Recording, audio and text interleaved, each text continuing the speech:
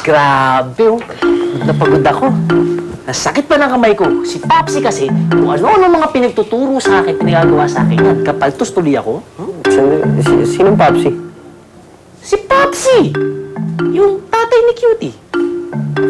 Alam mo ba, feeling ko nga siya rin, gusto niya akong manuganin. Kasi, alam mo ba kung ano yung mga pinagtuturo niya sa akin? Mga paraan ng pagsasaka, pagtatanim, kung ano-ano pa. Ayun, napagod tuloy ako. Nagkapaltos tuloy ako. Lalo na yung inuhit ko kanina para kay Cutie doon sa puno ng saging yan. Sino ba kasi nagsabi sa'yo mag-ukit ka dun sa puno ng saging? At saka grabe, tiyan mo naman yan. Ang arte rin ng palad mo eh, no? Bakit? Eh, puno ng saging, grabe ka pa. Aray, sakit! Ano ba? Sensitive. Eh, sensitive skin ako eh. Ano magagawa mo?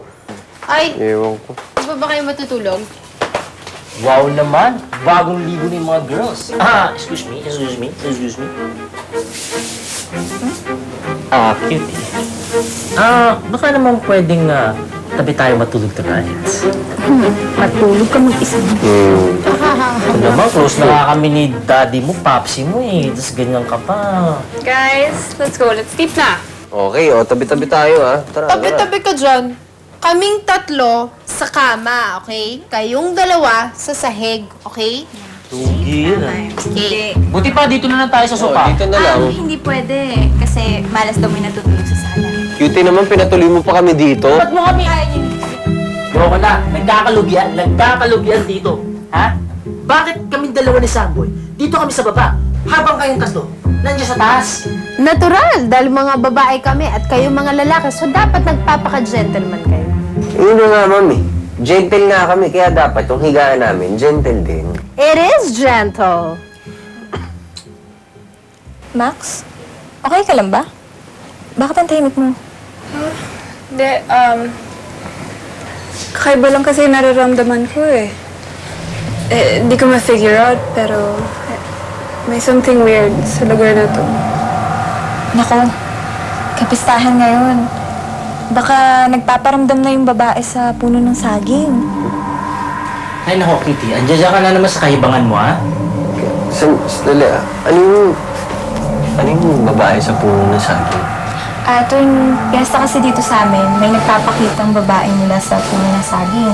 Tapos, pag nagagambala siya, siya lumalabas dun sa katawan ng puno. Tapos nangunguha siya ng puso ng tao eh, tapos kinakain niya. Huh? Totoo ba yan?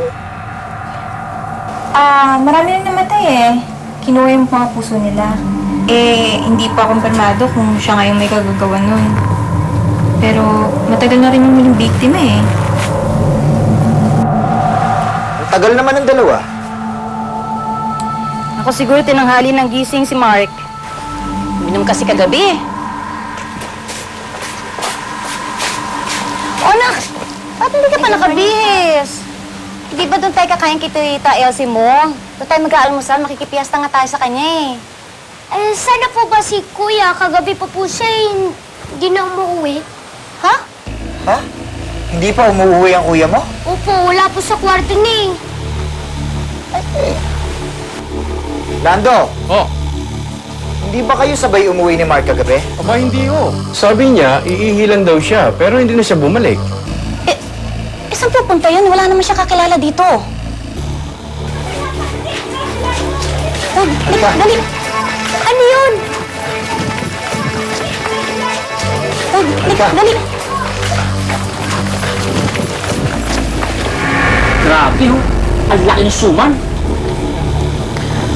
Francie, tumimik ka nga dyan. Umatake na naman siya. Ano ba? Wala yung babae sa puno ng saging.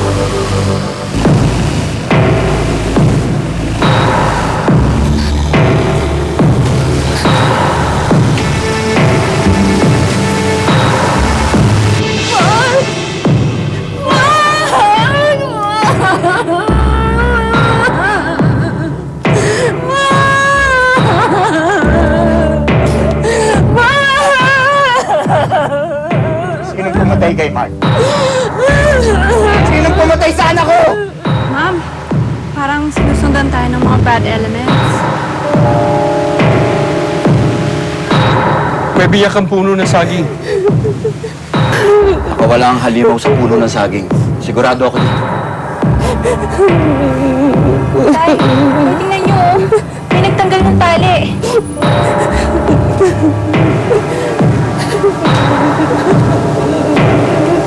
Sir, mabuti pa po. Umuwi na kayo. Baka kung ano pang mangyari sa inyo. Papanganib po ngayon dito. Pwede ba tigilan niyo ako dyan sa babae sa puno ng saging na yan?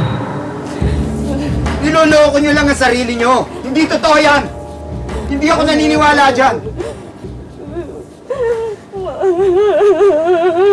Magtapat ka nga sa akin, Lando. Pinagtripan niyo ba si Mark ng mga barkada mong lasenggo kagabi? Ha? Hindi po, sir. Hindi po.